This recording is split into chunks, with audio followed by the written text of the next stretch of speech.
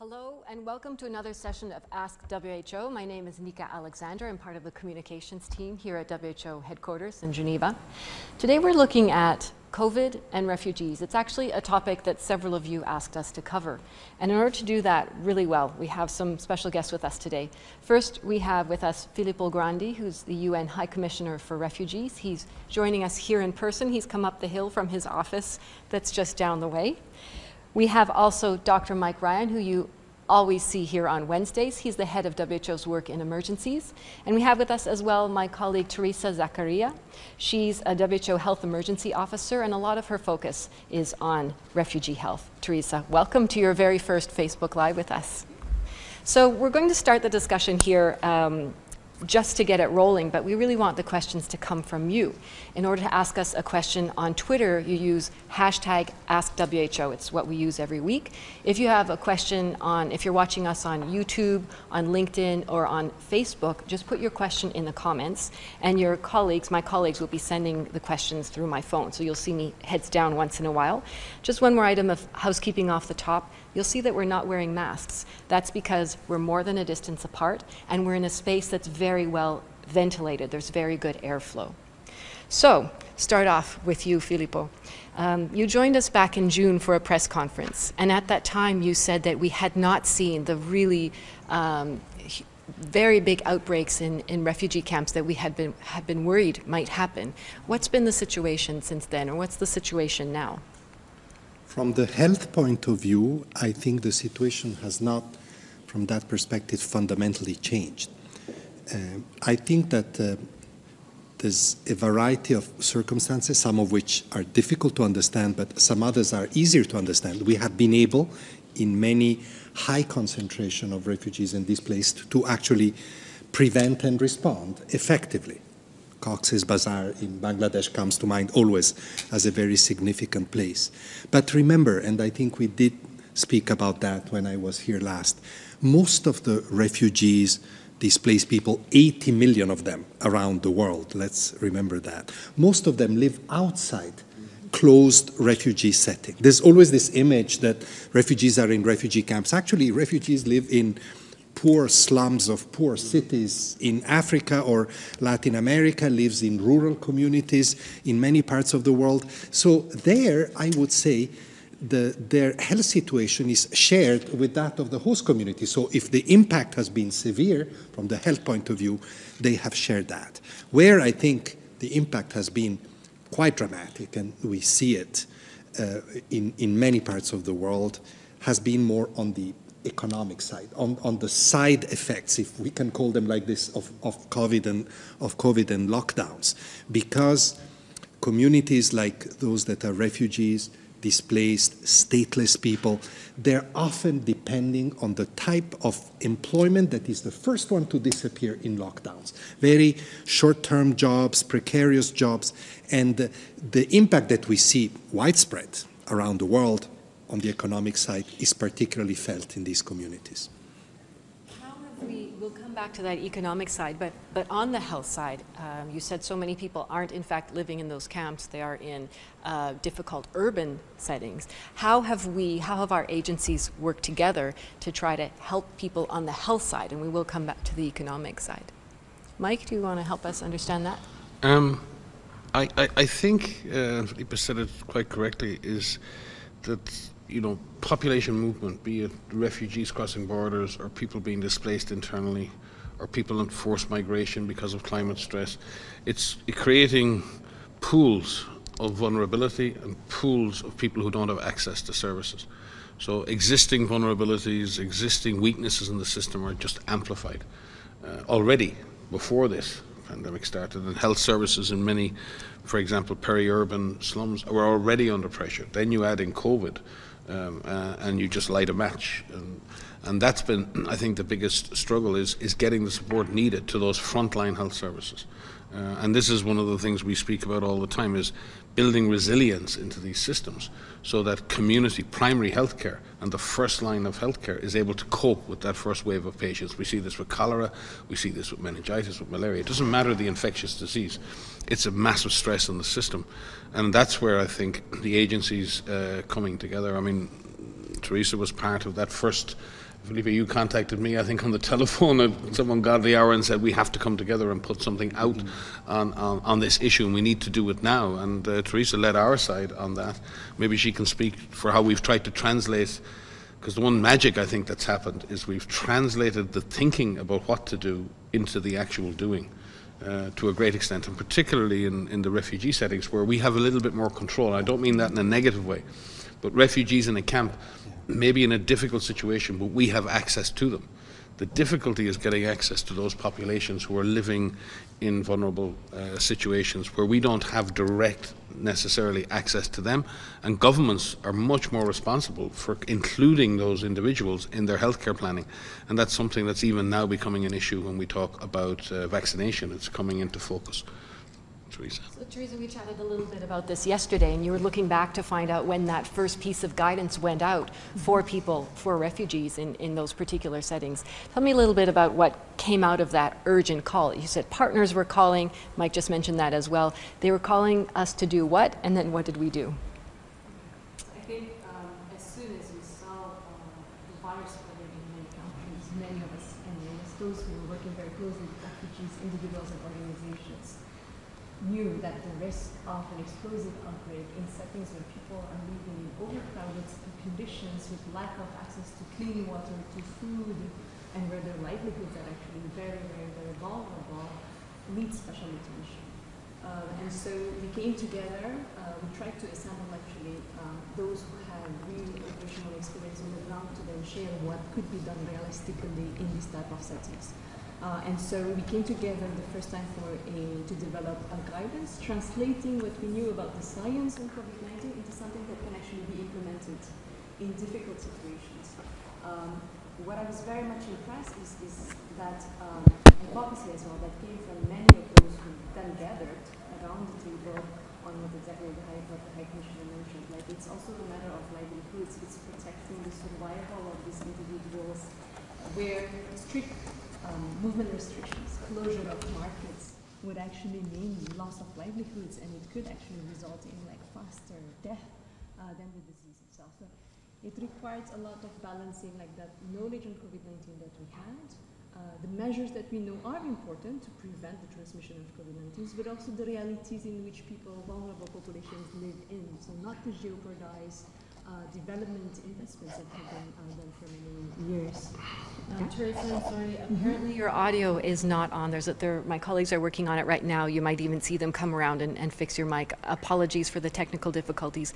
We'll come back to you to get some more of that, but they were sending me messages saying that from online they can't hear you at the moment, so we'll come back to you on that. Nika, just on that point, I think, and Teresa will come back in, it's one thing that struck me is that the plight of the refugee in the world has been something many people have felt compassion about, but few people have truly experienced in their lives. The dislocation, the uncertainty of the life of someone who's been displaced away from their home, the vulnerability that brings, the lack of access to services. In some ways, many of us around the world have been through that experience over the last year. We've all learned that we are, in some senses, refugees from COVID. Our lives, our normal lives have been taken away. Our expectations, our dreams. Our kids aren't in education. We can't go to our work. We can't get work. We lose jobs and can't find more work. So in that sense, it's a strange thing to me that I feel closer to refugees today than I've ever felt before, because I think we're all experiencing some of the traumas and the vulnerabilities that are experienced by refugees all the time. And remember, I think in the old days, Filippo, you know, a refugee was someone who experienced that for maybe a month, 6 months, a year. And there was an expectation that that would end. You would be repatriated, or you would settle in your new area, you would get asylum. It's not. People are living their whole lives as refugees. Their whole lives. So this is not something that COVID has caused, but it's something that's revealing. We're leaving literally millions of people in extreme vulnerability, and we need to have better solutions, not just for COVID, but for everything else as well. And I think that's where we need the leadership of HCR, IOM, and so many other agencies, Red Cross. We're all doing our best, but the problem is severe, and it's not just because of COVID. Basically, as you said before as well, that the pandemic shows all the cracks, all the weaknesses, whether you're a refugee and you're at the limits because of that, or if you're living in earning your living a precarious way without being a refugee. We have a very fundamental question. Someone is asking, what is a refugee? Who is a refugee? How do you define that? There is a definition which is the classic definition that is still very valid. A refugee is somebody who is leaving everything behind, home, work, family, his or her life, because of war, persecution, discrimination, and various forms of violence. I mean, domestic violence can be the cause of flight, just to give a sense of the wide interpretation that we give of the original definition. But of course, what is tremendously complex today is that human mobility is bigger than just refugees. People also move because of poverty, inequality. People move because of climate factors.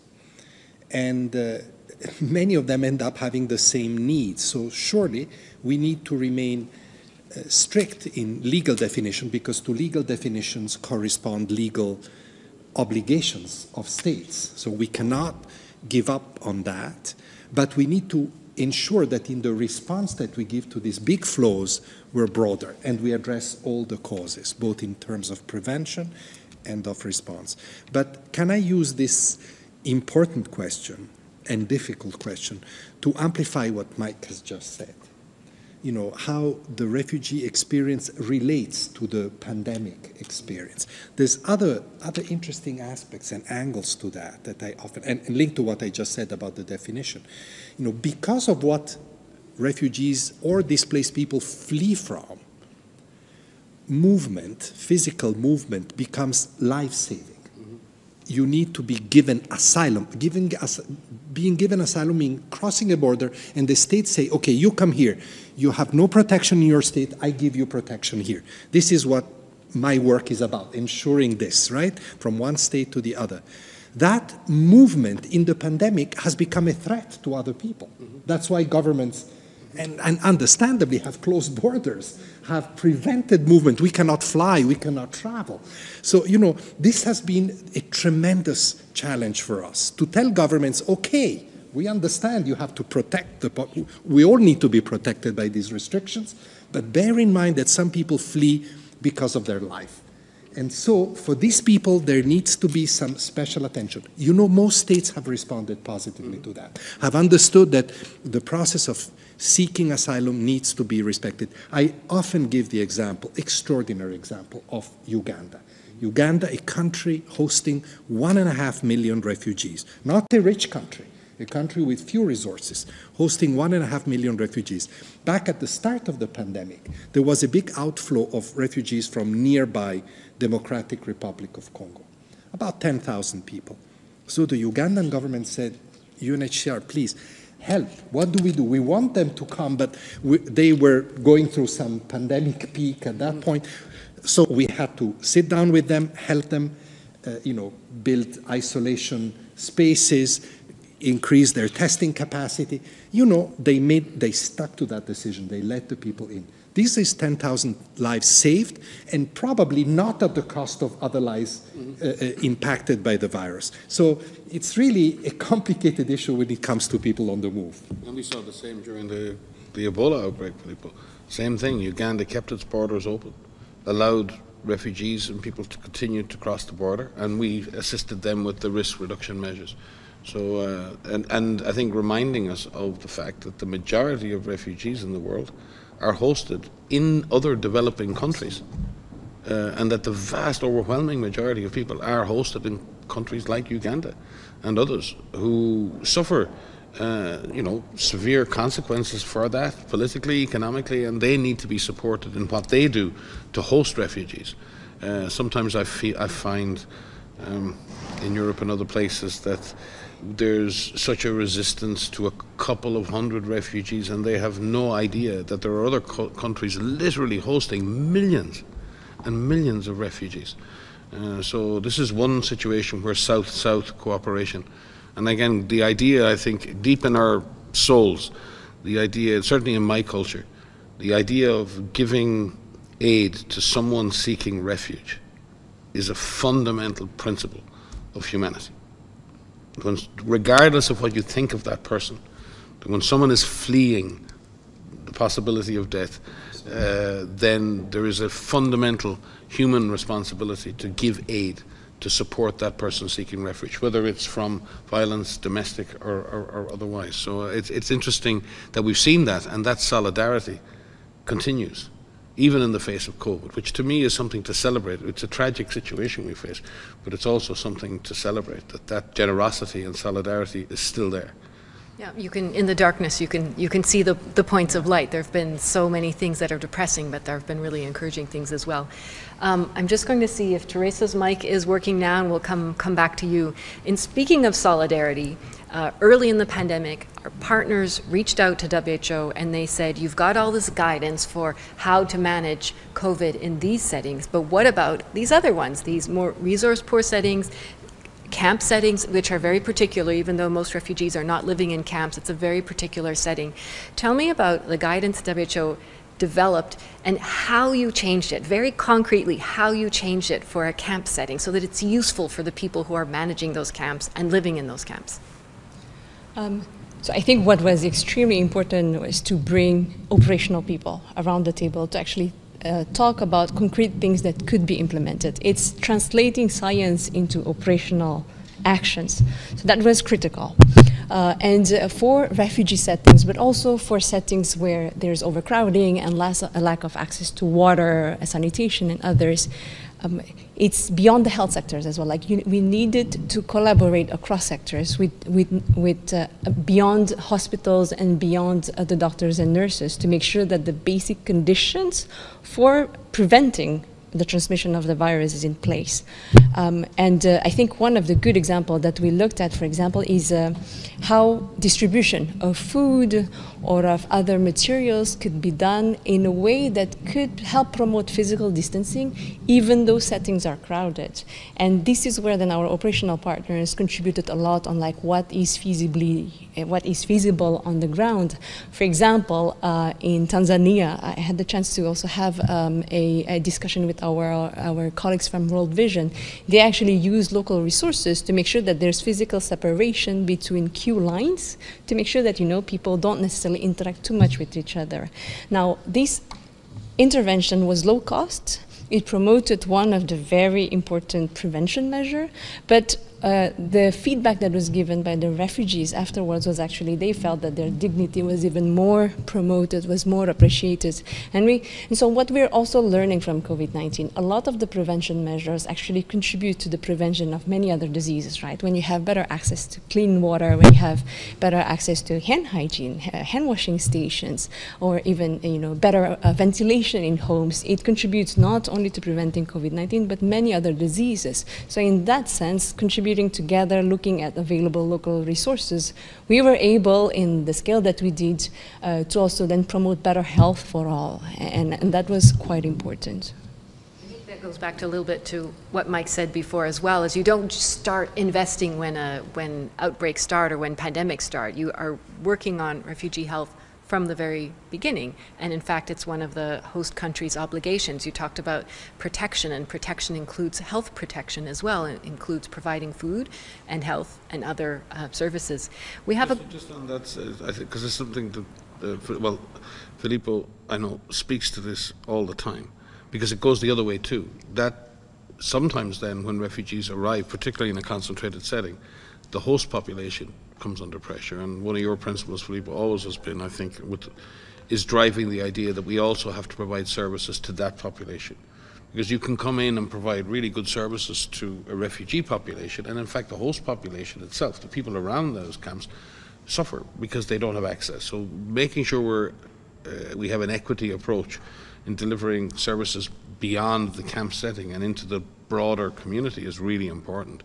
It wasn't the guidance that was produced was multi-agency. It was with IOM and HCR, and in fact it was Filippo who picked up the phone to me and said, we've got to move on this. We've got to move quickly. And I think that's a good thing in this response, and we've seen that. We're not there yet with a lot of things. But the one good thing, I think, in this COVID response is that we've been thinking about solidarity, we've been thinking about equity, we've been thinking about vulnerable populations from the very beginning. Sometimes that comes at the end. We do the big response and we focus in on the primary beneficiaries, and then we only think about the others, and they get left behind, and we go back and try and pick up. In this case, I think vulnerable populations were at the centre of our collective thinking from the very beginning. And the job of the High Commissioner for Refugees is to advocate for refugees. So Filippo certainly did his job in corralling us all into applying our skills early in this regard. And together. Just to quickly remind everyone, if you have a question on Twitter, you use hashtag AskWHO. If you have a question on Facebook, on LinkedIn, or on YouTube, you can just drop it into the comment section. We have a question from Siwar, and it relates to what we were just talking about on equity. They're asking, is there a program you're working on to provide refugees with vaccines equally? So I think, Mike and Teresa can speak more to the more technical aspects of this. I think that in terms of vaccines, the same applies as to everything else that concerns refugees. The key word is inclusion. We need to make sure that states that have vaccination campaigns, and progressively I think all states will have to have vaccination campaigns, that refugees are included. Now, we have actually kept some statistics in that respect.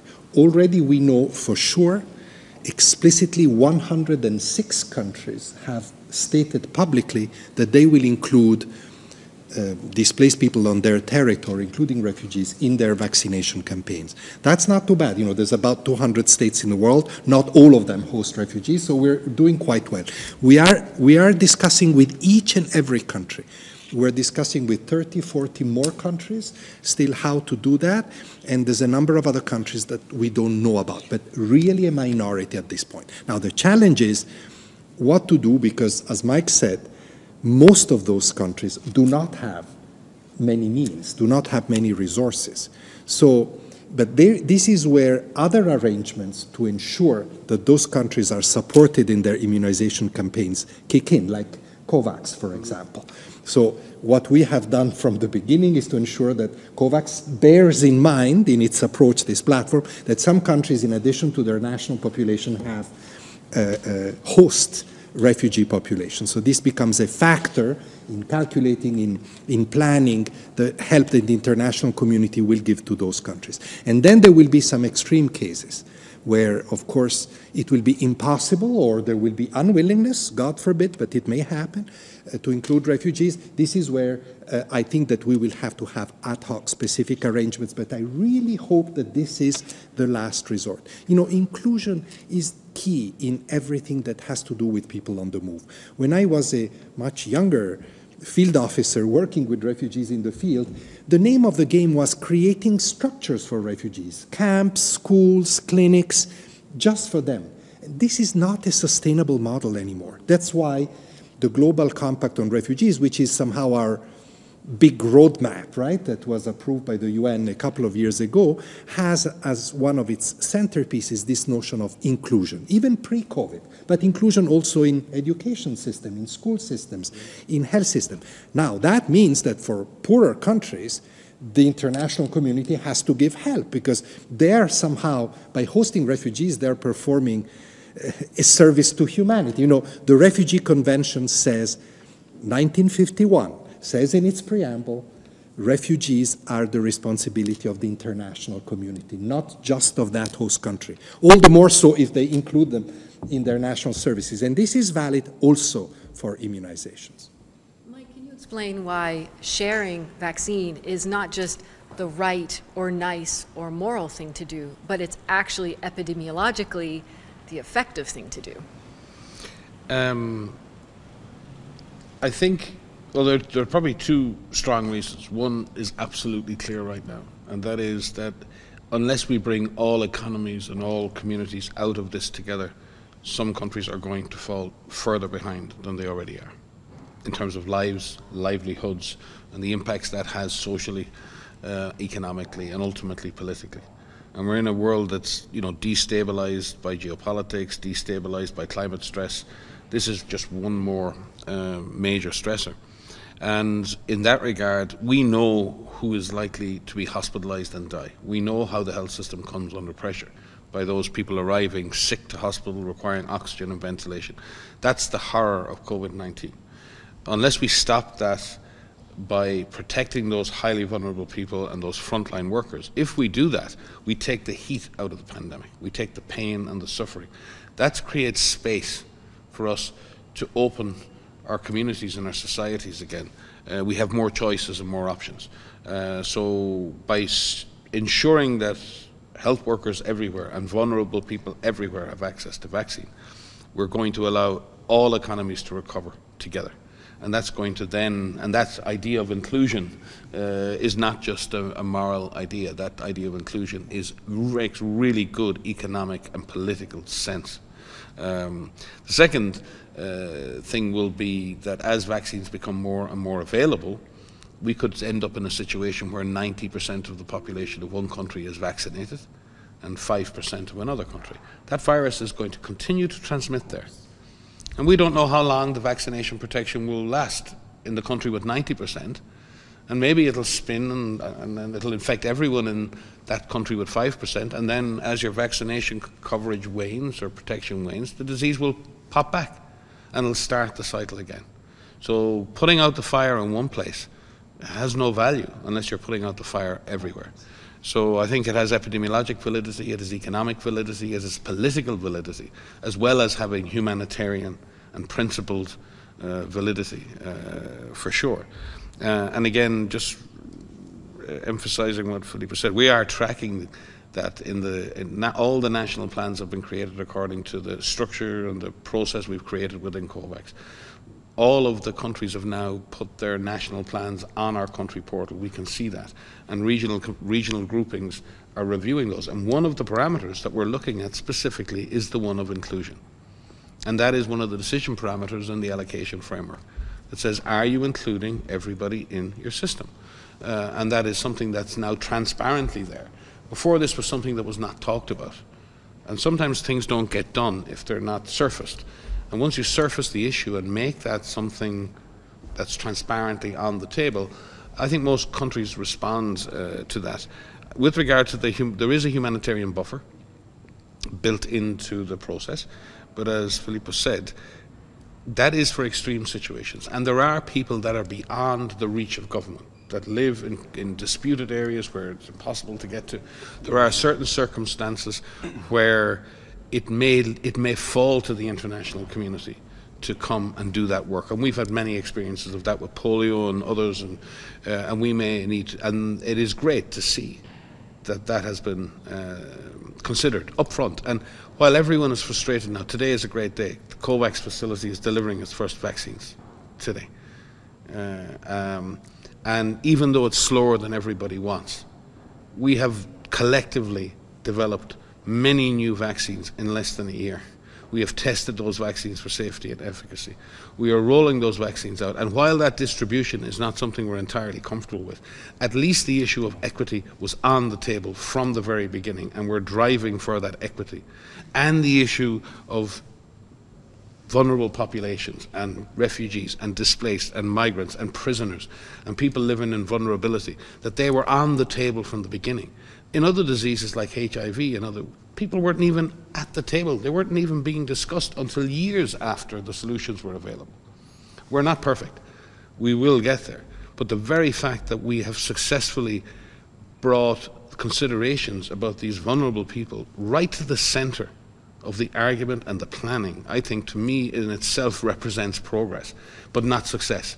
So the real issue is now, can we move from the progress we've made to actually successfully vaccinating these populations? I believe we can, and I believe we will. But the DG said it this morning. There's an awful lot of work left to do, and I think that's now what we've got to do, is work to get this job done. Teresa, can you tell us, and I hope I'm not putting you on the spot, can you tell us a little bit about this humanitarian buffer, this sort of last resort kind of idea, and we want it to be a last resort. Ideally, everybody in a country is included in the plans. You don't, vaccinate certain types of your population, not others, ideally. But tell us just a little bit more about what that buffer is. I think the biggest concern is really to have a person left behind in a country, which we don't want to happen.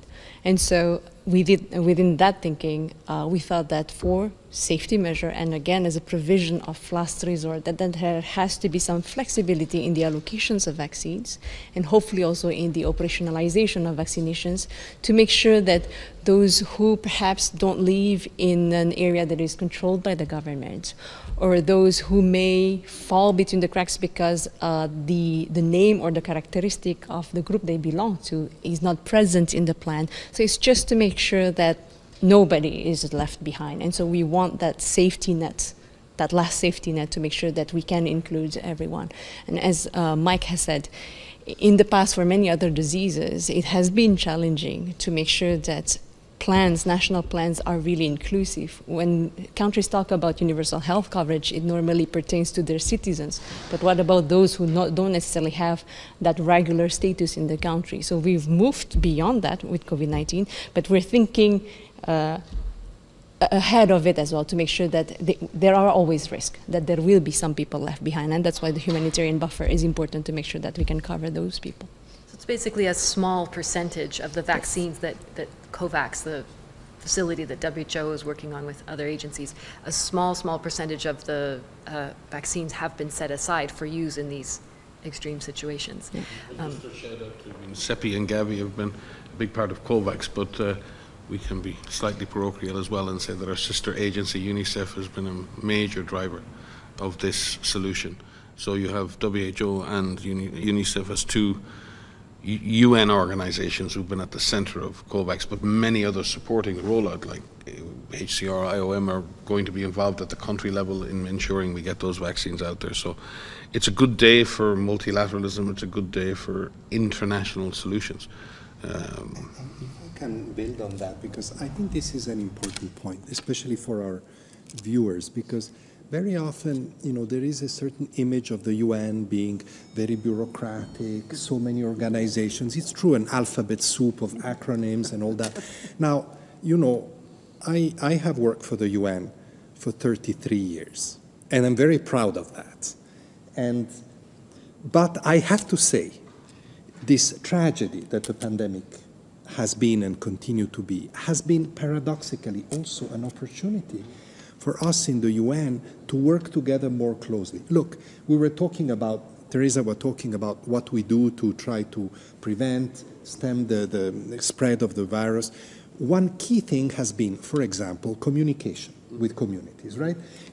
Right message about washing hands, social distancing. I mean, the communication that all of us every day listens to for the past year. Now, that communication, we, for example, as an organization dealing with large, in general, across the board with large refugee populations, we had to inject it in addition to what we communicate usually. Now, without WHO, we could not have crafted that communication, which has to be very precise, has to be very specific, because if you make a mistake in that communication, you cause a lot of damage. This is a small example, and I can give you many other examples. I agree with Mike. On the vaccine management for this population, we're working with WHO. We have just signed for the first time an agreement with Gavi. We work, of course, with UNICEF, especially in the logistics. So it's a multifaceted cooperation that I think has shown, if I may say, the best side of the UN, where all of us, from our different perspectives, from our different mandates, from our different expertise and knowledge and capabilities, have been able to pull together. Again, is it perfect? No. We have a long way to go. It's not just health, it's all the other consequences, but I think that there are some important advances that we have made about working together, and not just the UN, civil society, NGOs, governments, that we will not lose going forward. We will use them for other crises because, unfortunately, our life is a life of crisis. So we have to go on and be ready for that. there will be more. This we can answer pretty quickly. Somebody on Facebook, I think, is asking, are data about refugees included in the COVID reports that countries provide?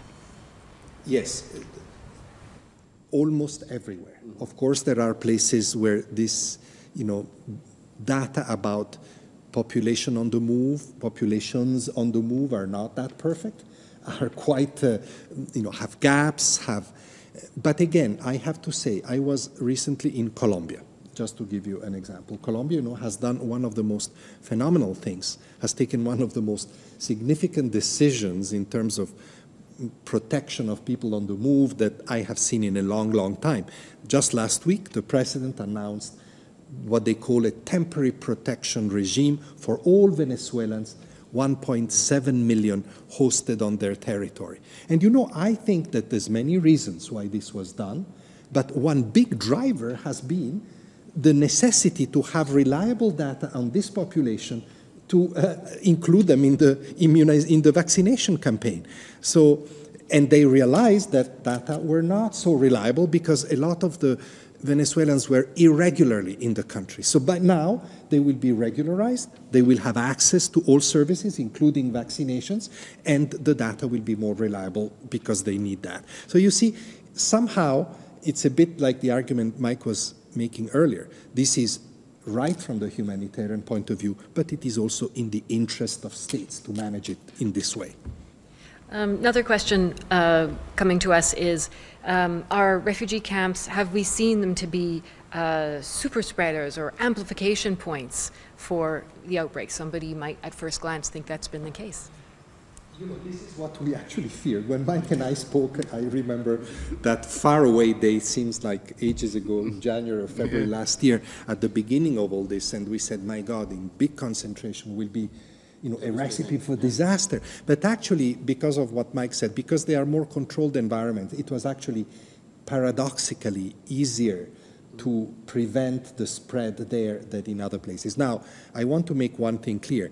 This is not to say that the camp approach is the best, because it is very exclusive, it is very confining, and states are gradually all understanding that have the refugees more in the community and included in a community with proper support given to that community is the best approach. But for the emergency response, I think it was easier in a controlled situation, and therefore I would say that neither camps nor, perhaps more important, refugees on the move have been super spreaders, not at all. No, and I think and not because it couldn't have happened.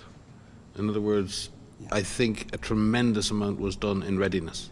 And, we talk about long-term preparedness, and we talk about those moments you get, those days or weeks you sometimes get of advance notice that something bad is going to happen. And how you use those days and weeks is very important. And I think two things happened at the camp level. One was because of the situation in the camps and the likely catastrophic effects of letting disease in. A lot of work was done on triage and screening and controlling access to the camps in a way so that there was less chance that someone would come in with the disease, and then having really good surveillance to pick up when there were cases, having pre-isolation centers, having in the camp communities, having areas where someone who had a cough and a fever could be temporarily isolated until they had care. And providing a good standard of clinical care when there were cases with oxygen and other therapies. So I think a lot was done to avert the camps becoming zones of amplification. So sometimes it's very tough in epidemic response, it's very tough in epidemiology. When the fire doesn't start, then no one remembers the fire prevention. They all say it didn't happen. You invested so much money and resources and nothing happened. And I usually say, good. Exactly. When you get I often use the analogy of getting your car serviced. When you get your car serviced every year and you get your insurance on your car and you get to the end of the year, you don't send a bill to the insurance company asking for the money back. You bought insurance in case something went wrong. It's still a good investment. And I think that's the essence of readiness, is being prepared to do things to avoid a reality. And when that reality is avoided, you should celebrate. It is not a waste of resources. And it's the same in health in general. It's the same in managing and including refugees. When we include refugees in our lives in communities and we give people dignity and respect and the chance to have a livelihood, then that has a stabilizing effect everywhere. And it prevents secondary displacements and tertiary displacements, and it takes a lot of the tension out of the situation. And I think that's what we have to be doing. What we're always trying to do in our lives is get stability, predictability, be able to send my kids to school, be able to have a livelihood, have access to healthcare. What forces people very often to flee is not always conflict. In fact, many people live in conflict situations. What often forces people to flee a situation is when they lose hope for the future, when the school closes, when the hospital closes. And then people look at the landscape of their lives and they see the conflict all around them and they see the things that they most cherish, education for my kids, healthcare for my father or mother, that disappears. To me, very often, in my experience in talking to people who flee, that's as much part of the equation of movement as anything else. It's that loss of hope in the place I am. Who wants to leave their home? Who wants to leave the place they were born? Who wants to leave their farm or their community? Nobody wants to move. Nobody's choosing to do this. And I think if we're to truly address these issues, we have got to recognize that investing in including people in this and reducing their risks and making them stable within our communities and give people dignity. And in doing that because I think you were careful, Filippo, to say that the camp situation isn't the ideal way to deal with this. But in the situation we were in, there are that many people in camps, it was necessary to take the preventive actions that were taken. And it's to the credit of those agencies that care for people in camp situations, and it's HCR, it's IOM, it's Red Cross, and there's so many other agencies and national government agencies, that this crisis was averted, that this tragedy was averted. Maybe just 1 second to add, this last point is important. It's national government agencies. Mm-hmm. You know, it's where governments saw that early mm-hmm. and prepared that this became. I mean, the Bangladesh government was really exemplary in what they did to try and prevent the spread in Cox's Bazar, which is, 1 million people in a small area, no social distancing, poor hygienic facility. Now, we proved a lot, but because they gave us the space to do it and they led it. The Jordanian government, first one to not only include, but to publicly make a show that the refugees are included in their first vaccinations. Mm-hmm. These are really visionary acts, not only humanitarian, but also strategically very important. Exactly. Teresa, I'm going to come to you. We have a question from Laura Bahina. And she's asking how are community health workers used she's asking about the camp setting, but it could be in wherever refugees live as well. And I know we often we think about it's outsiders coming in, but in fact it's local government, local people, and local health workers who are the first and the last on site as well. So this question is specifically about community health workers. I think the good examples and the good practices that we've seen, for the fight against COVID-19, but also many other diseases, are really those that are driven by communities where they get together and distribute responsibilities. They believe that yes, there is a risk, that yes, they are empowered to actually take actions and actually then do that. And we are seeing community health workers in many locations even going home to home just to make sure that people understand that there is a risk of COVID-19, and even to look at, do you have any members of your family that is at risk of severe disease, for example, and make sure that these are the first one to be given the extra protection equipment, for example. That neighbors come together as well, mediated by community health workers, to see then how living arrangements could be improved by maybe merging a couple of families together and making sure that there's more space for those who would be more vulnerable for severe disease.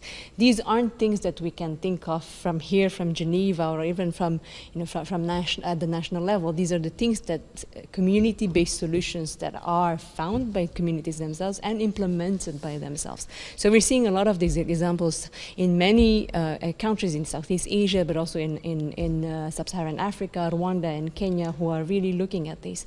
They've even established mechanisms to make sure that those who have poor living conditions would be the first one allocated with alternative accommodation facilities, including referrals to like community repurposed structures should someone become ill. Just on that, community health workers, I think we also just need to reflect that 80, 90, in some cases 95% of community health workers are women. And yet our health services are dominated at the top by men. So it's not just about empowering community health workers, it's about recognizing who delivers those services and the courage that those mainly women show. And it's also, I think we also risk, and Teresa used a very important word, empowerment, and then she said investment, we talked about resilience. Communities are not there to be the beneficiaries of our generosity from governments or from HCR or WHO. Communities to me are the first, second and third line of defence, the best line of defence. And that one thing I think that has defeated us more than anything else in this pandemic has been the victory of individualism over that sense of community, that sense of community ownership, that sense of me as a member of a community with responsibilities to me, to my family, to my community, and how I support my community and do what I do on behalf of my community. Sometimes we see our goals as too far away, national goals or my personal goal. But for stopping, when you look at what stops COVID is my behaviour. Me reducing my risk, or my risk that I represent to my parent or to my neighbour, and what can I do to assist my neighbour? It starts, in epidemiology, we often talk about the N number, the population, N equals 1 million or 1 billion. In epidemic response, in reality, N equals 1. One life matters. One person matters. The action of one individual matters. And the ones add up to the thousands, and the thousands add up to the millions. And sometimes we think we have these grand concepts, and we talk in billions and millions, and we talk in models, and we dehumanize the response. Because in the end of the day, epidemic spread, and this epidemic has primarily spread by action or inaction on the part of individuals, or the lack of knowledge, or the lack of resources, or the lack of empowerment for individuals to take the action they need to take. Empowering communities with knowledge, with resources, and with, I think you said it, Teresa, the right to make their decisions, the ability for them to take action and empower themselves. And I know that's a very dangerous concept for some governments, but I think that idea that communities be empowered is not a threat to the great order of things. It's actually a way of turning this and many other areas of social justice around. That was a question from Laura Bahina, the one on community health workers, and she says, thank you for taking my question. Yes, community empowerment, ! We're glad you're in favor of community empowerment as well. This is a question from Dalia Hakala. She says, talking about Colombia, there's a large population of Venezuelans in other countries in South America as well. Peru, Ecuador, among others. Can anything be done in regards to those who don't have that, those people who are displaced but don't have that more official refugee status?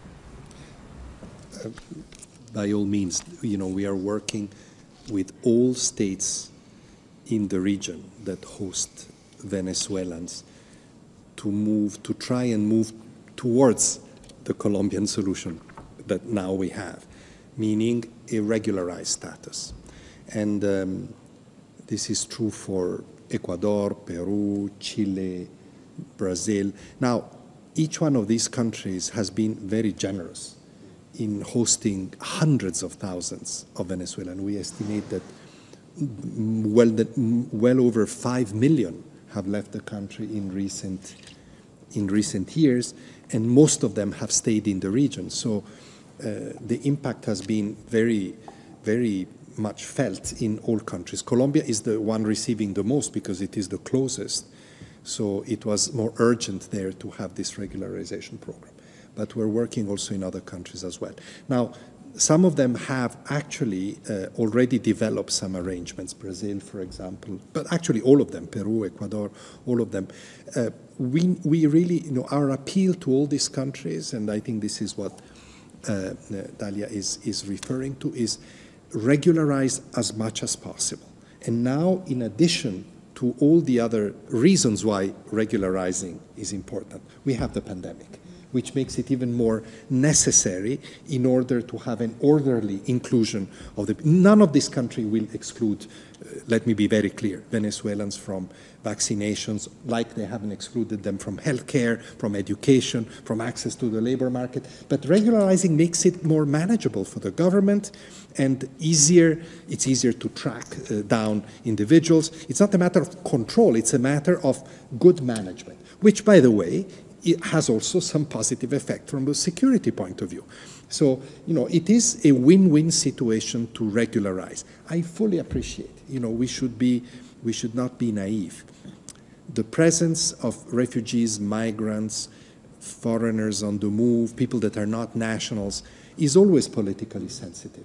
Always, especially in situations like the pandemic, which have generated a lot of new poverty, marginalization. So for governments who are already struggling to serve their own population to say, but in addition to that, we have 500,000. We're talking about these figures. It's not these 200 that arrive in Europe and that make governments fall and rise. And this is serious population movements that we're talking about in Africa, in Latin America.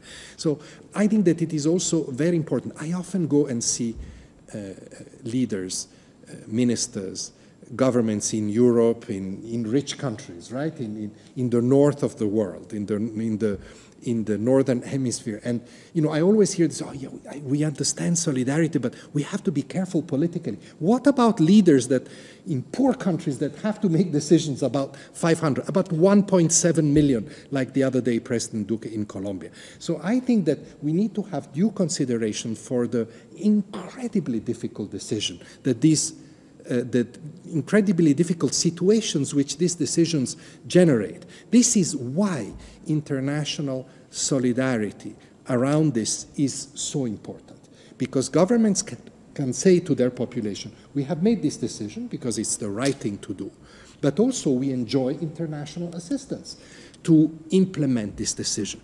And otherwise, without that international decision, first of all, many governments will not have the courage to make inclusive decisions. And second, if they do, they risk being very destabilizing politically, and this is to the detriment of everybody. So that's a very important aspect. This question points to a very, very important issue. Mike, we have a somewhat technical question here, and then we'll wrap up. Sergio Coscolin on Facebook is asking, how can refugee centers ensure proper ventilation? So it's very specific. WHO has talked a lot about how COVID spreads in a range of ways, from big droplets, small droplets, ones that hang in the air, fall on surfaces, and so on. So this one's in particular about ventilation, and maybe Teresa can come in as well. It's a challenge. Adequate ventilation is something we all need, and it's not just an issue about COVID. I mean, we've seen indoor air pollution and cooking indoors and the long-term health effects that can have. So adequate ventilation is as important as clean air and clean water. All the more so in the era of COVID, where the risk of being infected with COVID in a social situation is driven by three things: the proximity you have to other people, the duration of time you spend there, and the intensity of the activity you partake in when you're there. If that happens at close proximity with many people, and you're carrying out intense activity, and the area is poorly ventilated, then you've created a perfect storm. You've created the opportunity for super spreading in that situation, because what a disease that should only spread very, very close by to someone may spread much further in that situation. And therefore you can get more long-range transmission, and you need ventilation to be able to exchange the air, change the air. That's what ventilation means. To ventilate something is to allow new air in and the old air out. And in doing that, you disperse any viruses that are hanging about. That is very hard to achieve in a refugee camp-like situation, or in a multi-family home, in a favela, or in a peri-urban slum. So the context is everything. It's not the context of the camp; it's the context of the crowding that drives that. Now, what we have done and maybe Teresa will speak to this, we've worked very closely with a network that we've created called Techne, which is a network that particularly for healthcare facilities, for triage facilities, for feeding facilities, where we've tried to redesign facilities so they maximize ventilation, they maximize the design and the spacing, which allows, with low-tech approaches, to create more natural ventilation, to create more space, to create a flow of people through the system where there isn't as much crowding or remixing of individuals. And we've done that for healthcare facilities, for triage facilities, and we've done that at the lower tech end for camp-like settings. And that's proved, I think, quite effective, Teresa, in risk management. The difficulty arises, camps by their nature have a finite space, and that space is very precious. And families live together very often in a tented environment. It is exceptionally difficult, as it is in your own home. And when we look at the secondary transmission of COVID, right now, COVID's most successful transmission opportunity is actually in homes. Secondary transmission occurs in homes very frequently because people are there for a long time, they're mixing, there's a long duration, and they're doing all their normal activities. You take that same activity that might occur in a house of 100 square meters and you pack that into 10 square meters in a tent, then all of the risks increase. So it is very difficult to manage that risk. So the primary objective is to stop the disease getting into camps, to have really good surveillance and contact tracing. So if a disease arrives, you can quickly isolate a case and quarantine the individuals who may be contacts. So you stop the fire starting. And then to have those risk mitigation measures in place. Teresa may speak more about how we try to mitigate the risk in the general population in camps, but we have done a lot to try and at least manage the ventilation issue to the best degree we can as part of a more comprehensive solution. Because controlling infection is about many things, including ventilation. Yes, and I think you point that exactly right at the center of the problem. It's multiple layers of problems, and especially in settings where everything is difficult. People are living in overcrowded houses with no windows, perhaps, with multiple individuals inside the household. We need to approach it at multiple levels at once, like in the household itself, what can be improved within the available situations. And our approach would then be to really identify the most vulnerable to severe diseases within the household and make sure that the best available ventilation into that house is provided to this individual. A lot of partners as well working in humanitarian settings have really tried to also improve the environments, right? From hygiene to additional ventilations to the people living in these type of settings. And I think one of the good practice as well of collaboration among UNHCR, IOM, and WHO is also to make sure that any isolation facilities for COVID-19 cases are really designed in a way that would ensure that these safety measures, including proper ventilation, is ensured. And as Mike said, like, the more we can identify cases early and make sure that they are treated in a safe facility that would prevent them from spreading the virus further, the more we're also protecting the rest of the population. So it's multifactorial. Things need to be addressed in through different approaches at once. But I think one thing that we have definitely learned is that there are always local solutions that can be used, even if it's to improve the situation minimally. But for this to happen, then we really need then the individuals themselves to identify the solutions and implement these solutions. So again, community-driven. Thank you. I'm going to, Filippo, I'm going to read the names of the countries where people are watching us from. I would venture that every one of these countries is hosting refugees in one way or another, and then I will, it's a long list, which gives you time to think, and then I'd like to come back to you. What's the one thing you want people to remember, to think of when they think of refugees? So I'll come to you in a little while. So we've had on LinkedIn people listening, following us from England, India, the US, Pakistan, Brazil, Romania, Mexico, Iran, Austria, Uganda, Morocco, Sri Lanka, France, Algeria, Colombia, Ecuador, Lebanon, Saudi Arabia, the Netherlands, Rwanda, Panama, Uruguay, Turkey, Ghana, Canada, St. Vincent and the Grenadines, Niger, Greece, Denmark, Mauritius, Portugal, Cyprus, Jordan, Italy, Germany. We do this every time. A few more countries to mention: Zambia, Cambodia, the Philippines, Angola, Germany, the UK, Bangladesh, India, Sri Lanka, the US, Thailand, Vietnam, and Myanmar. Thank you so much for watching. Filippo. Perhaps one message, not perhaps, for sure, one message that I'd like to really leave behind. I think this conversation, including its very practical details, local solutions, as Teresa said, so important. I think if there is a message that I think it conveys is that giving refuge, let me use that word, giving refuge, protection, safety to people that are fleeing from all sorts of horrible things is possible even in times of COVID, in times of pandemic. I think it's important because I fully appreciate that there is an apprehension there. You know, we are already, we have gone into such a strange way of life in the last few months.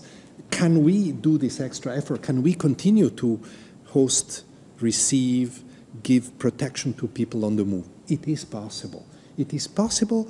It is complex, but it is possible if there is will. And that will, of course, is governments, but that will is also the will of each one of us. That's what solidarity is. You know, solidarity is a positive feeling towards those that are more disadvantaged than we are. And refugees, displaced people, very vulnerable migrants, prisoners, other people that are in particular vulnerability need a special solidarity. The worst thing that can happen, and there is a risk of that, is that the pandemic increases the risk of stigma for these people, that they are perceived, they become a scapegoat, they're the ones carrying the virus, they're the ones spreading, they're the ones taking away the scarce resources that governments make available when we become more poor and more exposed. No, I think that it's the contrary. We have to embrace solidarity, but we have to mobilize the resources to support that solidarity. We cannot take it for granted. So mine is appeal of, an appeal for special solidarity in these very special times. Mike, anything to add? No, I can't beat that. Right? No. Teresa? I think a lesson as well that we took from last year, working specifically focusing on populations who are living in a disadvantaged situation, is that they are vulnerable because of their living conditions. But this is not only related to COVID-19. Like the improvement that we're trying to do by increasing a population's capacity to prevent COVID-19 will also serve in the long term to prevent many other diseases, and that is extremely important. We're actually talking about, the sustained development goals and everything that we want to achieve. So making people live better is going to take us to the end of this pandemic, but also to prevent other pandemic to happen in the future. Thank you. I like that we're able to find the message of hope, and hope for not just for the present, but for the future as well. Thank you so much for joining us, the UN High Commissioner for Refugees, Mike, as always, our Head of Emergencies, and Teresa, Zakaria, an Emergency Officer in the Emergencies Program at WHO. I'm Nika Alexander, part of the Communications team here at WHO. Thank you for joining this Ask WHO Live Q&A. We're here every Wednesday. We do other sorts of events as well. There's press conferences, so do tune back into us and to UNHCR as well. Thank you for being with us.